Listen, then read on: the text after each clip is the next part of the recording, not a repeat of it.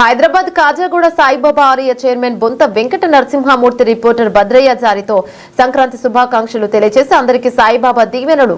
ఈ సంక్రాంతి 4 రోజులు చేసుకునే పండుగని సవివరముగా వివరించారు. చిన్న పెద్ద జాతి మతాలు కుల మతాలకు అతీతంగా భక్తులకు సంక్రాంతి శుభాకాంక్షలు మనస్ఫూర్తిగా తెలియజేయనున్నానని మరియు అందరికీ సాయిబాబా ఎల్లవేళ తోడు ఉంటాడని మరి ఒక మారి అందరికీ కూడా శుభాకాంక్షలు తెలియజేసిన వెంకట నరసింహమూర్తి రిపోర్టర్ భద్రయ్య చారి. మకర సంక్రాంతి అని పిలుస్తారు. అక్కడి నుంచి ఉత్తరాయణం మొదలవుతుంది. ఇప్పటిదాకా దక్షిణాయనం, అక్కడి నుంచి ఉత్తరాయణం. ఉత్తరాయణ పుణ్యకాలం కాబట్టి చాలా మహత్తరమైన కాలం ఇది. ఈ సంగమంలో ఎంత మంచి కార్యాలు చేస్తారో అంత మంచిదని, దాన ధర్మాలు చేయాలని పెద్దలు చెప్తారు. పెద్దలకి అలాగే పెద్దలకి ధర్మోదకాలు ఇస్తారు. వారి పితృదేవతల తాలూకా ఆశీస్సులు మనకి కలగాలని, మనకి ఎల్లవేళలా వాళ్ళు కృపా కటాక్షాలు ఖండిస్తేనే మనం ఈ భూమి మీద మనం సంతృప్తిగా జీవించగలుగుతాము అని ప్రతీతి.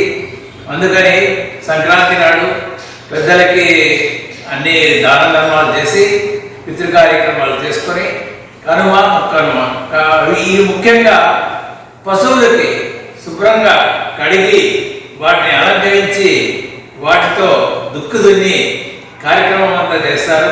కనుమ ఒక్కనుమ అనుకుంటాను. సో ఈ 4 రోజులు కూడా మహోన్నతంగా జరిపేది. ఇంకా కొన్ని ప్రదేశాల్లో అయితే ఎక్కువగా కోడి పందాలు ఆడతారు. తర్వాత రకరకాల వినోదాలు విందులు జరిపించుకొని పిల్ల పెద్దలతో పాపలతో సుఖ సంతోషాలతో వర్ధిల్లాలని వారు కాంక్షిస్తుంటారు.